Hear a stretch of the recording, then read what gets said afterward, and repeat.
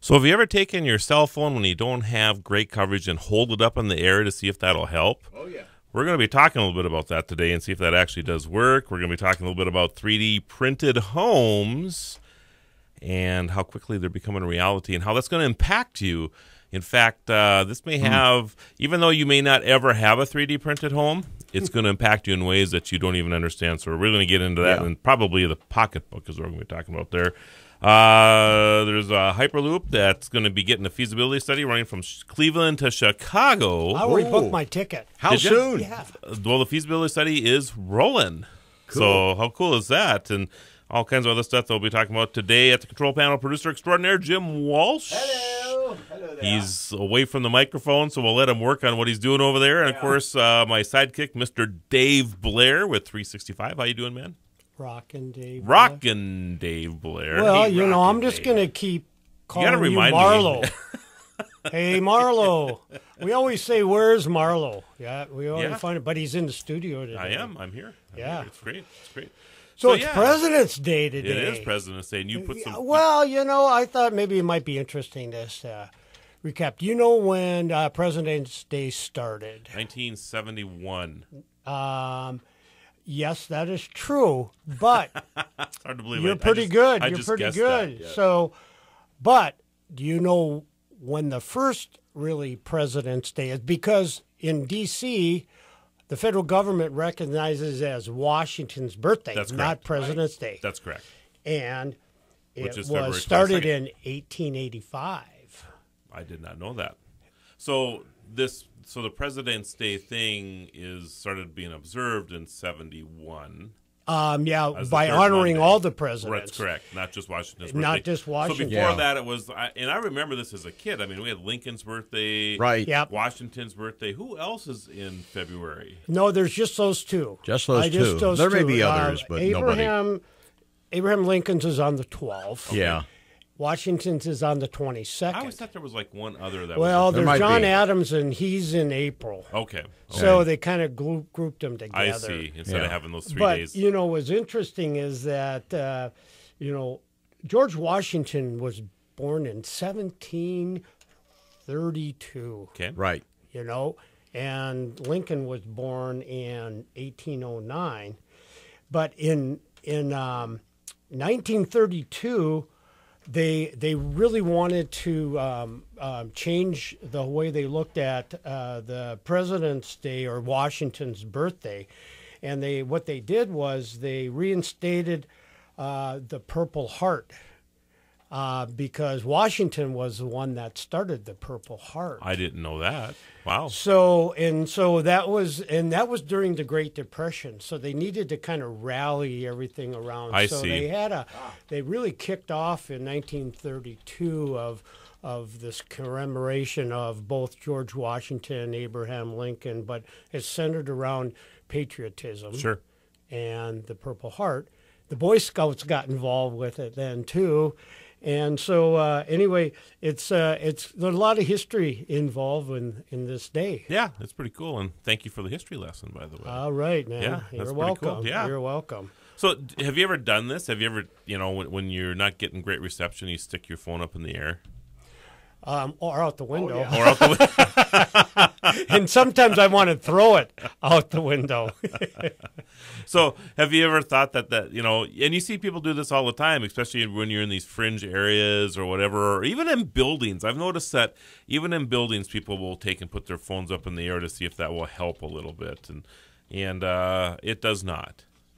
Doesn't help at all. Now, if you walk a couple feet in any direction, it may help a little bit. Yes. But Right. but the actual holding it up in the air, Yep. it's a proximity thing, and you just don't have enough, arm length to actually make any significant difference. But like you said, changing locations is important because I know sometimes the reception inside versus going outside it can be is so much significant. better. Yeah, if you're in one of those aluminum foiled rooms, Right. you're not going to get much Or reception. so. standing on your rooftop. Yeah, exactly. Yeah. So When that I was can in help. India, a lady had a cell phone, which was out in the boondocks. Okay. I mean, way out there.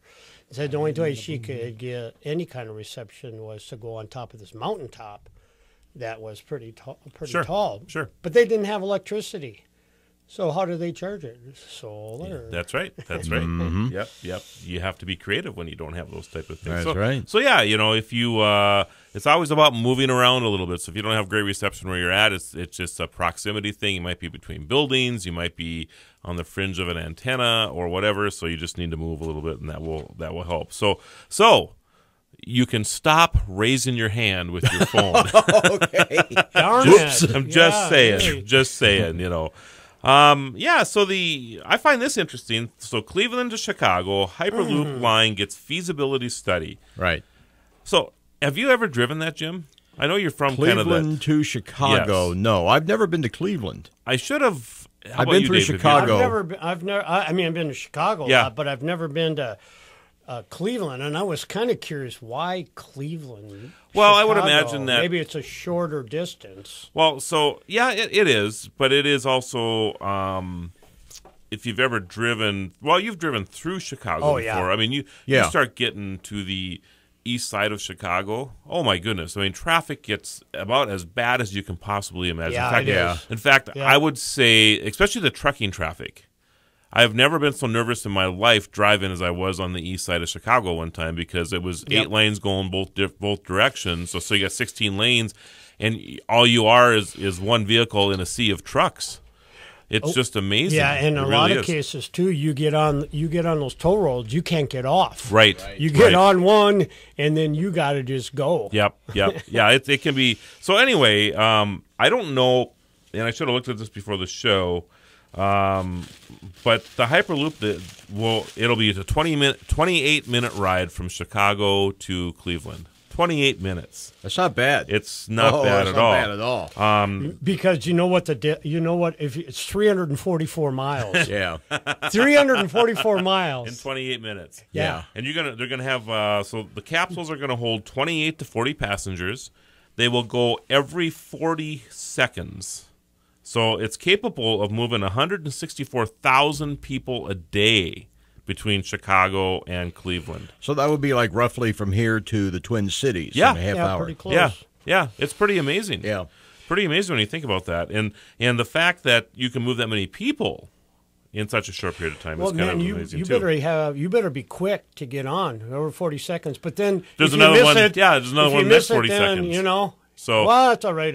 I'll wait. yeah. Then that's the thing about the Hyperloop is that you never really have to wait for loading the plane or the train or whatever. They will always be consistently coming, so that's pretty cool. We'll get into more a little bit. If you haven't heard about the Hyperloop before, we'll talk a little bit more how that works after the break.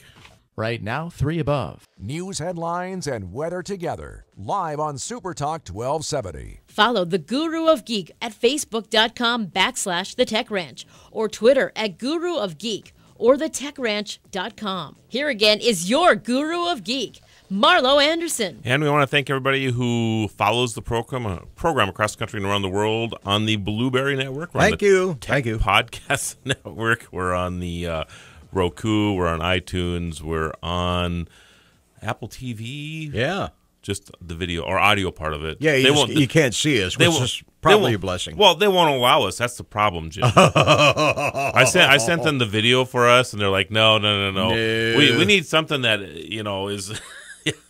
They want more eye candy, I guess, is what they're after, Jim. Yeah. So I'm just talking about me. I think you were okay, but we need some babes. yeah, man. exactly. And of course, we're on our own app, Radio Pup. So all kinds of places that you can catch the show, live, or if you want to catch it a little bit later, you can do that too. And coming down the pike, Q1. That's right. We're going to be on the Q1 Network. network. Yeah, Excellent. That's cool, yeah. Wonderful. So I was just so this morning I get a lot of requests, and I think you guys do too. We'll get to the Hyperloop in a second. About people who want to friend you on Facebook or Twitter or whatever, right?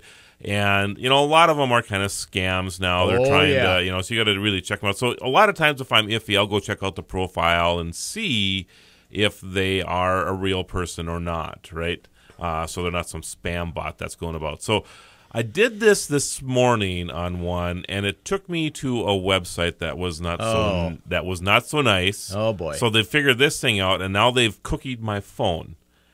And so every time I go online now, I'm getting some not so nice stuff, and I need it just irritates me that they figure this stuff out, right? They they don't get you. You know, now they know that people are checking the spam bot stuff. Yeah. Yep. So now they figured out a way that they can reroute when you go check their profile to take it to another web page. About once a month, I get a request from some hot-looking young woman. Yep. Oh, yeah. And if you go to the site and look at her page, inevitably it's nothing but pictures of her in hot, Right. sexy poses. Right. That is a red flag. Well, big time. generally Sure. speaking, if it's a brand new account, and that's what Yes. these are, right? Right. They'll do that. The other thing that they do is they will take somebody's name that's in your friend list. Yes. I hate when they do that. Yes, and then Yep. then you're like, I thought I was a friend with Jim Walsh already. Why Yeah. is he? So then, and the thing is that if you don't go check it out, people will say, well, okay, I guess I'm not. So Okay. then I'll okay it or Maybe whatever. I got accidentally unfriended. Right, It happens. right.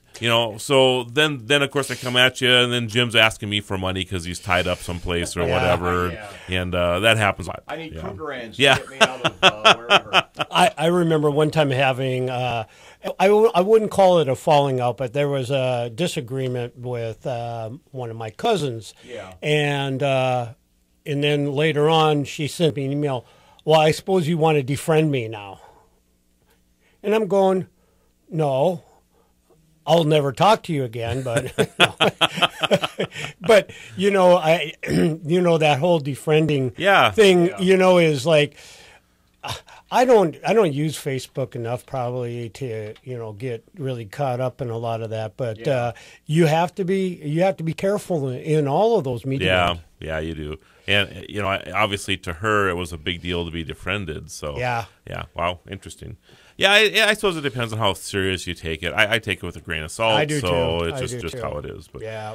So back to the Hyperloop. So the Hyperloop is, if you haven't heard about this, it's a theory by Elon Musk, and I mean it's been around for a long time, but he's the one that kind of brought it to light in recent history, where it's like when you go to the bank, through the drive-through and use those little tubes to send your deposit in, and they send your thing back.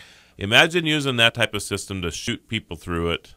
And that's basically how this works. So these are these little capsules. Well, not little, but they're capsules that will basically be ready every few seconds or every few minutes or whatever, that can transport people. So you don't have to wait in line for the train to come or the plane to show up and go through all of those things. Anytime you're ready to take that trip, you can just show up there, and the ticket prices are also going to be fairly reasonable. I don't think they talk about it in this article I'm looking at here, but. And the cost of building the Hyperloop, it's been projected that they'll be able to do this for about $1 million a mile. Right. And that may seem expensive to you, except when you look at roads, because roads cost $1 million or more a mile. Yep. So if you want a hard surface road, so does pipelines. Yeah. Cost that much. So when you think about this, it really isn't that terribly expensive for this type of thing. So, not that I have $1 million laying around that I can put the extra mile from my house to the Hyperloop. Elon Musk must. He can borrow me $1 million. Well, maybe right? he might have. He must be running out of money pretty soon. One would think so. But anyway, so it's going to be interesting to see that how this works. Now, they're actually stating that the market value of transit within the region, the Cleveland, Chicago region, is $15 billion. That's the value of that transit to be able to go back and forth between those two places. So it's pretty interesting. So the Hyperloop will go more than 700 miles an hour. There's some estimates that some of these will go 3,000 to 4,000 miles an hour. Nobody really knows for sure yet what's the possibility. If you're only moving 400 miles, though, you're never going to find out how fast this thing can go, because there's not enough space to get to the full thing. You'd need an LA to New York type of scenario to get fast, to use that to get to 2,000 or 3,000 miles an hour. So it's interesting that looking at the kind of the platform for what they're trying to do is having a bridge. This would be an elevated channel, right, that would shoot these pods through these tubes. So they're using air. So it's 1/10 atmosphere. Okay. So that's how it's working. Yeah, so it's basically, it's not a total vacuum. There is 1/10 atmosphere in there. So, yep. And then you have inside the vehicle, obviously you have It's like a plane. So it's like a plane. So It'll be pressurized and the whole bit. Exactly. Nice chairs, I Nice suppose. chairs, and- air conditioning, Yep. watching TV. Although you're not going to be able to watch a 1-hour show. No. No. You're going to be moving pretty fast to do that. So, yeah, it's pretty amazing. Now the other thing is, I wonder how. No, it shouldn't be any different than flying in an airplane, except, man, you are just cruising, and I'm wondering how your senses pick up on that, because you're looking outside, and it must be just blur. Unless the tubes are going to be sealed off. Oh, maybe. I mean, that would be the way to get, because you're right. I mean, you don't have a sense of the speed you're traveling when you're in an airplane, except when you're just taking off or landing. Right. Yeah. And I actually don't even look out the window when I'm taking off or landing, because it causes some air, or motion sickness for me. Right. And I think for most people it does. Even at 70 miles an hour, if you go and you look down your window and look at the stripes that you're going by, you don't realize how fast you're going until you do that. Yeah. I mean, it's actually dizzying to do that. So one time I took a plane. I think it was from Phoenix to Vegas, and Southwest, and I had to sit backwards. They had seats front and facing each That's other. interesting. Oh, I hated it because I didn't like. I need to face forward. I see. And, Yes. And so I'm wondering too, is if like riding in a car, sometimes in the back you can face each other, right? I can't do that. Yeah, and there's a lot of trains, of course, that offer that as well. The dining cars and things like that. Exactly. So yeah. So anyway, I think the Hyperloop, it's getting some serious looks. This will be very interesting to see if this comes to fruition. But there's obviously something going on between Chicago and Cleveland to make this a possibility. Right. So it's pretty exciting. And actually, federal government's putting $20 million fiscal 2019 for some of this. Oh, that's interesting. Okay. So it's going to be a private partner. Exactly. Private-public partnership. So that's cool. So okay. Yeah. So smart TVs designs are I'll say that over again. Are smart TV designs taking home security for granted? So we've talked about this a lot on the show about how our TVs are spying on us. Yep. But we probably haven't talked a lot about, and I should clarify that. I always keep thinking that maybe we've had people who listen to the show all the time, but there's probably new people listening. So your smart TVs actually can listen to you. Your new TVs can, and they claim that when you sign off on the EULA, which is the end user licensing agreement, like when you turn your TV on, you gotta, if you have a smart TV, you check that little box and say you agree to all the stuff that's going to be on here. Part of that 432-page document is that we can listen to you. Yes. And the reason that they claim they want to listen to you is so that when there's a specific type of chip that's on the air, you can say, hey, I don't really care for that brand of chips, or I really like those brands of chips. So in the future, as our programming gets smarter and smarter and smarter, they'll be able to use that information they gather from you in your house to specifically target advertising to you, much like was going on your online experience right now. And I'm sure you've all run into this before when you hop into, let's say you're looking at something on Amazon, for example, and the next website you go to is like all the ads on that website are the thing you were just looking at. Oh, it's amazing. Yeah. How they do that. Yeah. Or you order something, boy, then you watch out. And it's, what I really am amazed about, look at my new case, by the way. Oh, my God. Isn't that cool? Yeah, so I have a new wood case for my Samsung 8 Note. Yeah, but it can't stand up. Yes. Yeah, it can't stand up. That's the only problem with it. Well, you've got the thing you can stand it up in. I don't have a kickstand for this, so I'm going to need to work on that. Yeah, my other one does have that. Yeah, I know that. But anyway, that's pretty probably cool. one around the office somewhere. You I can probably figure that out. Yeah, but then it's going to cover up the Guru of Geek. Yeah. Right, yeah. So anyway, but yeah, I buy that thing, and I purchased it, and I swear that even 2 weeks later, every time I go to websites, including National Day Calendar, the company I bought this from, their ad keeps showing up on there. Yeah. And I'm thinking, is that a waste of advertising, or am I going to tell the world, like I just did now, that you should go buy these cases, right? Right. So yeah, I mean, I don't know. I don't know enough about advertising to understand that, I guess. Well, we're as consumers, man, obviously trying to, and the business society is trying to really hone in on our buying needs. Oh, yeah, and what absolutely. we do. And Absolutely. so this isn't just another way to do that. Yeah, and going back to our TVs now and other devices in our home, right? So they're spying on us for the advertising thing. So this takes it a whole step farther. So they talk about that our smart TVs and devices like Apple TV and Roku are not secure enough. That anybody can break into these devices and have access to maybe the data that they're collecting or whatever.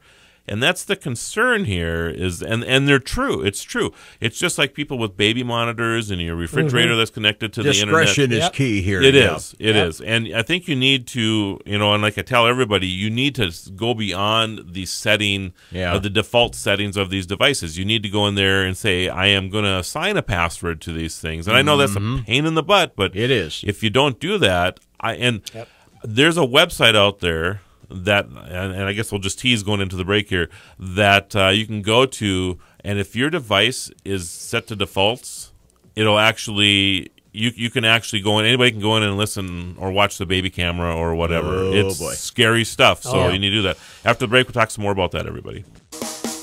Right now, 3 above. Dave Ramsey is heard here.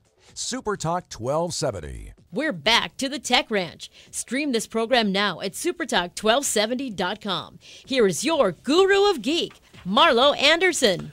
So, where we live in the country, of course, in North Dakota, we've had some great winters the last couple winters, except for the exception of a year ago, December, with all the snow we've had, but it's been pretty warm. Right. I'm at the attitude right now that I wish global warming would come back. I miss it. I miss it like crazy. I mean, if you're from another part of the country and you were listening to our weather forecast, I have to keep reminding myself it's the end of February and we're still dealing with single and double-digit below zero temperature. Amazing. Some years are like that. Yeah. You talk about global warming. Well, the people down south want global cooling. Yes, they do. Yeah. Yep. And then the people in the middle are real happy. Yes, that's exactly right. So anyway, I didn't mean to throw that out, but we're talking a little bit about smart TVs. And Dave, you made an interesting comment during the break about foreign governments, and of course we get a lot of our products through China. So why are you concerned about that? Well, I think that when these TVs or phones, we're talking about a lot of electronic equipment are being manufactured in foreign countries, and we'll pick on China because they're the easiest ones to pick on because they produce most of that. Right. Is that what are they doing in behind the scenes with their whole technology, and how are they being able to capture a lot of the data that's coming in, even on our phones or even on TVs? I mean, it's a scary thing to think about Big Brother, but the bad Big Brother across the pond. Right. So if you were going to choose which government you'd trust more, would it be the United States government or the Chinese government? Neither. Well, okay. No, I mean, obviously, I'm hoping that our government, looks out for its citizens a lot more than the Chinese government. I agree with that. And then if you were going to pick a company to make your television, would you trust the television that's made in the United States more than the television made in China? Definitely. Okay. I mean, I'm really it's about U.S. made products. Okay. And so I'm going to give you a little bit of the reason I'm bringing this up. I'm going to give you a little bit of a scenario here. So DJI, not to pick on the company, but I guess we're going to pick on them a little bit, is a Chinese-owned company, and they are the world's leading manufacturer of drones that you and I go out and buy. I mean, and I own a couple of them myself, right? And then about 6 months ago, so when I'm putting the software on my smartphone, so if you've never flown a drone before, especially a DJI one, there's an integration between the drone and your smart device. Okay, right. So so what happens is the drone creates like a Wi-Fi field that it then communicates back to your smart device. So if you have a tablet or a smartphone or whatever, and that allows you to gather telemetry, and that telemetry is images, video. If you're doing any other type of sensor work, you can do that. There is also, and you can actually program them to fly from that as well. Now, the third component, of course, is that you have a controller that you can fly them with too, so manually or what have you. So you got all that going on. So when I was adding their software to my smart device, I actually, it comes up that the EULA is all in Chinese. And I thought, that is really, why would they be doing that? Except that, somebody didn't figure out, they didn't take the time to translate it. So I actually translated it. I have a translation device or a thing on my phone, translated, started going through the EULA. I've almost never done this. And discovered that they have the right to all imagery, all telemetry that is gathered to store on their own servers in China. So then you investigate even further, and you find out that the Chinese government is subsidizing DJI. And then of course, and this is like 2 years ago when I looked at this, well, then 5 or 6 months ago, it came out that basically the Chinese government is using the drones that we have purchased to spy on us. Yep. Because they have access to everything. Well, not to everything. So I don't use their software anymore. I actually use an American-made version of a software that you can use to fly those.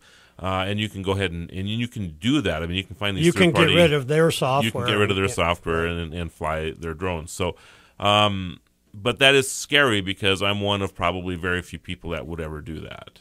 And Right. and this is the thing, right? So we buy drones. If you're in a government position, or maybe you're a Corps of Engineer, right? Right. And you want to use the drone now to start inspecting the dam that you oversee, Right. and things like that. We're sending all of this stuff to China with the devices that we're purchasing. So when I think about that, and then I think about Chinese-made televisions, Yep. and the fact that they're that they already have the capability to spy on us. Yeah. Do I trust them? Right. That they're going to not spy on me? Probably not so much. How about phones? Phones are the same way. Yeah.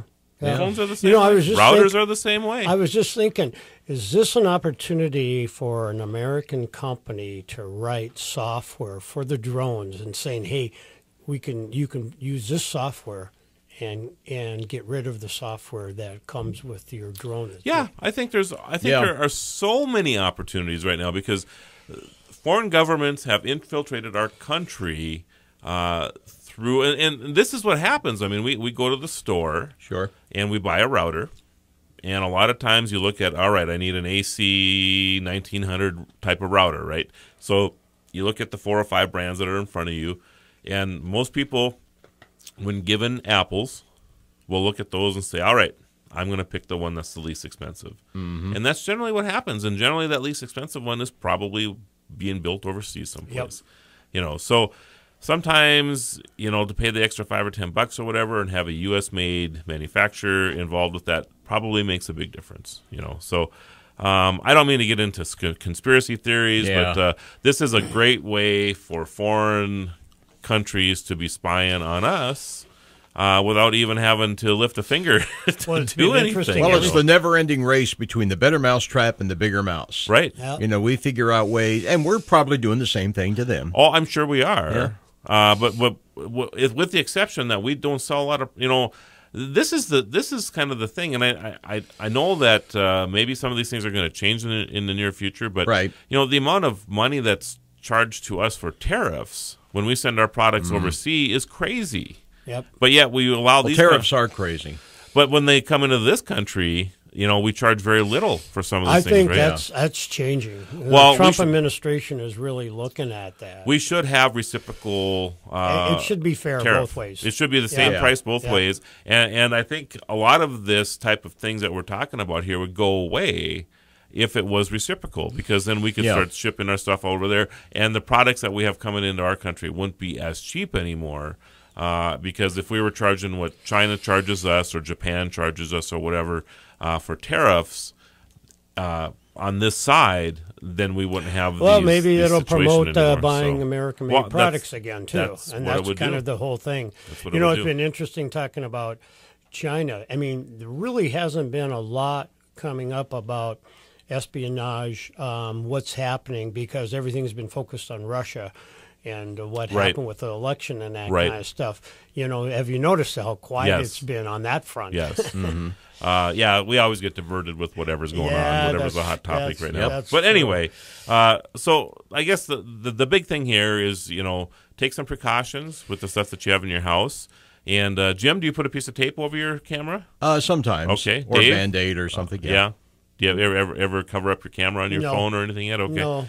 I mean, some people are. I mean, you see Mark Zuckerberg doing this with all his devices. Yeah. So, Yeah. obviously, he's concerned, and so are a lot of other Well, people. the so. interesting thing is when you go to the Y, they have these signs up, you know, about using your phone Right.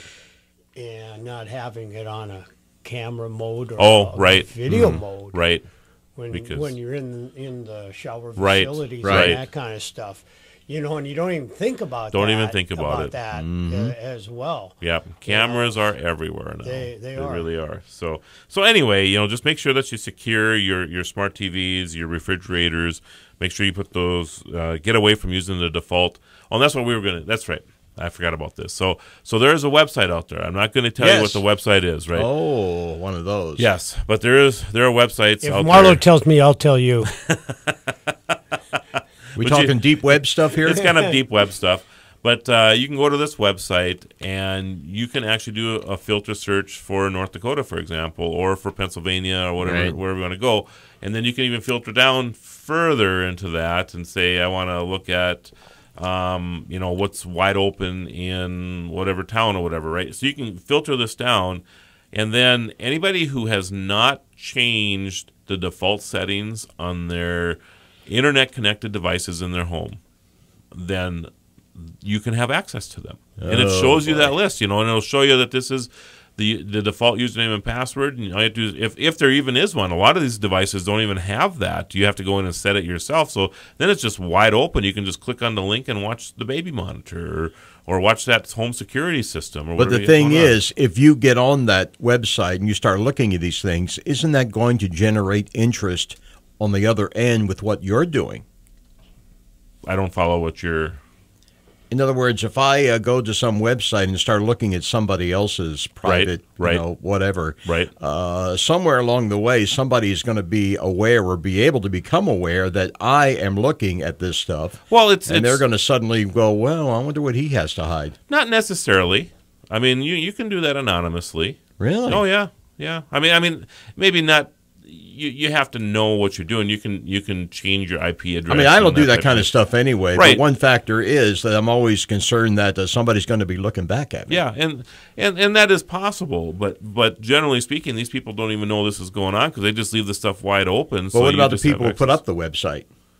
Well, that could be interesting. Yes. Yes. Yeah. Now that's an interesting point. Yeah. And you might be setting yourself up for some blackmail issues or whatever because we're talking dark Yeah. web type of stuff here. So, but the fact that these sites exist should scare you. Should Yeah. absolutely scare yeah. you. And you need to get beyond using that default username and password. So we got 3D homes Yes, coming up we do. and 3D bridges. I know. Cool stuff. Hey, everybody. man. Right now for above.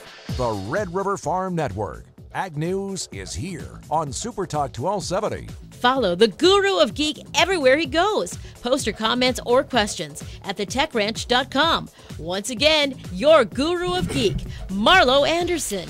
So over the break here, we were looking at some of the photos of flying cars. There you go, Jim. I forgot to show that Alrighty. to you. So that's the one I actually sat in, and they did actually fire the props up when I was sitting in it. And I don't know. We may have gone up a foot or two. Now, it's or kind of like something, I don't want to say a helicopter because the props are not actually on top of the Right, device. right. There's like little wings sticking out, and they're on the wings. So yeah, it it's like a looks big you drone. It is. Yeah. That's what it looks like to me. It's just a big drone yes. that Yeah. you just sit in, and I mean, Yeah. it's just big enough to haul a person around. Yeah. That's Was basically it what loud?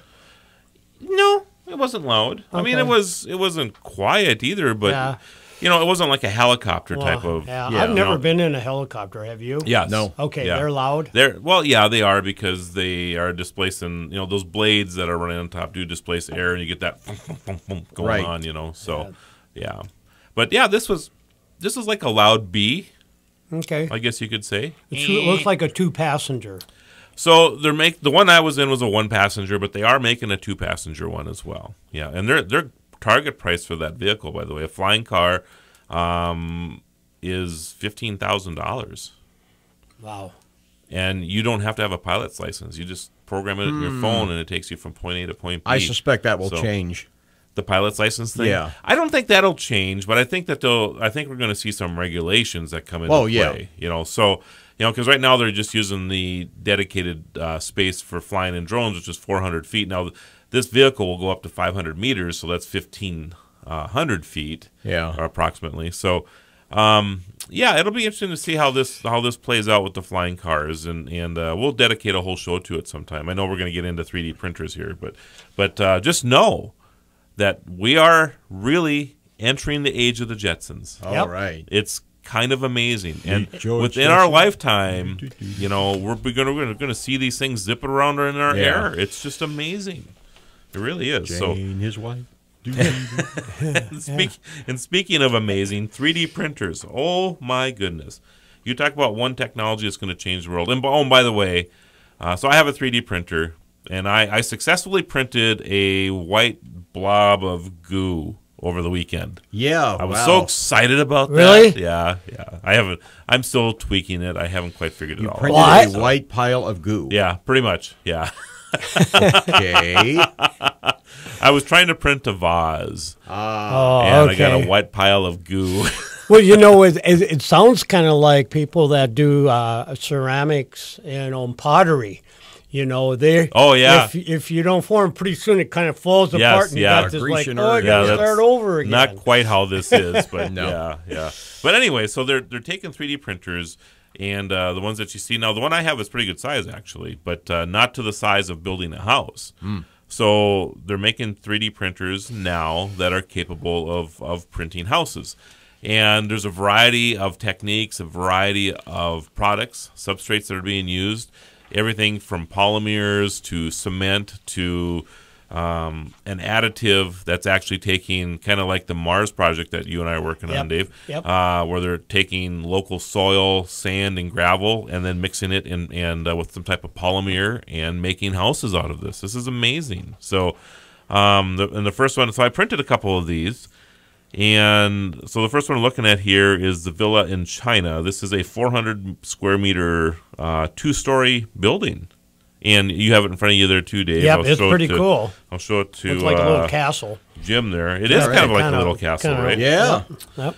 So that's pretty cool. That one took 45 days to complete. And that's everything, not just the 3D printing, but everything. And it was printed on site, which is what's amazing about this stuff too. So 45 days. So the next one on the list here is go to the yellow one there, Dave. Mm-hmm. So they actually have a name for this one. It's called Apis Core.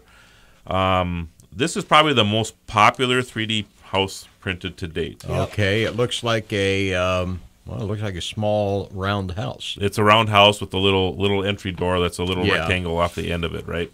400 square feet in this house. Total cost, $10,000. Yep. Not too bad. That's actually affordable for a lot of people. So, but this is the point I'm getting to, Jim, right? Yeah. So 400 square foot house. So I live in a 3,800 square foot house, which is too much probably for Alice and I. But okay. But the kids are all grown, right? They are all grown, right? So 3,800 square feet and 400 goes into that, what, nine times, nine and a half times, right? So 9.5 times, they could print my house at this level, and this is a pretty cool house. Yeah. But they could print my house at this level for under $100,000. Yeah. Yeah. Right. So my home's worth $400,000. Okay. So what is this going to do to the housing market in the future? When you can produce houses for, now, they talk about 50% of cost right now, right? Yep. So it's great for the people coming up because we're going to probably be able to house more people than ever before in their own homes. They're going to have all kinds of great options to buy homes. I mean, these small homes, Right. if I was an apartment dweller, this 400 square foot home is for $10,000. Oh my goodness. I'd be all over this. But here's when I was single, I lived in smaller facilities. yeah. But here's the issue you got, and that is land base, because you have to still buy a lot. Yeah, And, right. and you imagine, too, in a lot of places where you don't have the land mass available to put a house on. You've got to have there. the real estate to You put it gotta on. yeah, exactly. And so maybe we look at areas that aren't habitat, like North Dakota, Wyoming, Yeah. saying, "Hey, man, sell you a piece of land, bring your have Sure. your home out Sure. here," and that kind of stuff. Because that's going to be a kind of the issue there, I think, and the cost, for land now keeps going Yeah. up. And think about this. We were talking earlier about how the commuting times may be changing, and you'll be able to go from here to, say, the Twin Cities in half an hour and back. Right. Well, think about how that would affect job opportunities and job options if you want to work in the Twin Cities and make that kind of salary, yet you want to live in a town like this where the crime is lower Right. and presumably cost of living and all that, and now you can have the best of all worlds. Yeah, I mean, you think about, and I love that point, Jim, because Yeah. if the Cleveland to Chicago Hyperloop becomes a reality, right? Yep. Yeah. What I say it was 28 minutes? Yeah, 28 minutes. 28 minutes to go 300 and some miles, right? I'm willing to bet that most people, if you live close, if you live within 5 or 10 minutes of a Hyperloop hub, right? Yep.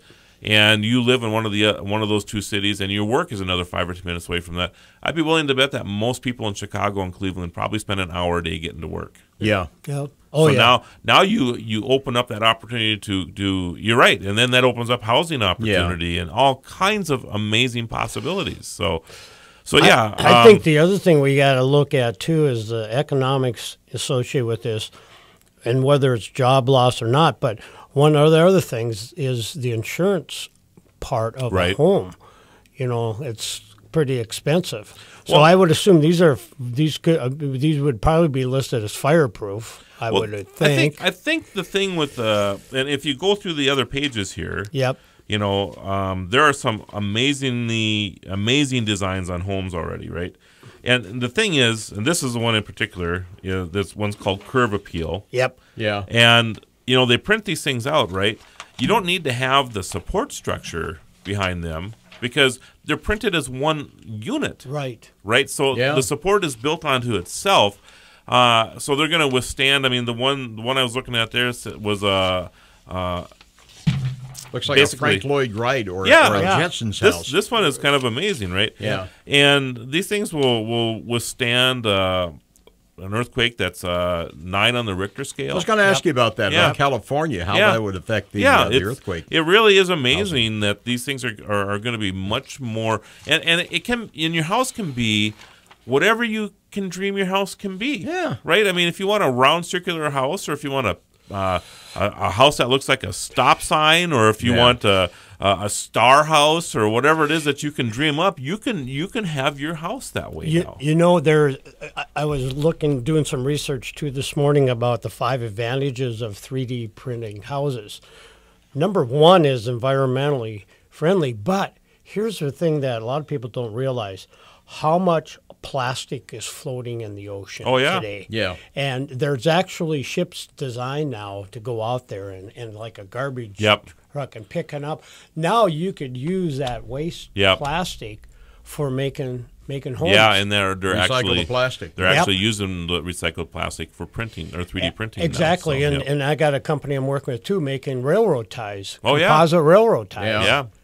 Yeah. So- It's amazing, really, what's going on. So, anyway, we're going to run out of time here, everybody. But just we'll talk about this maybe next week. A little bit about how 3D printed houses may impact the home you have now, and if you got a little nest egg there, you might be wanting to think about what the future looks like for that. And So, structures. that's right. Have a great week, everybody.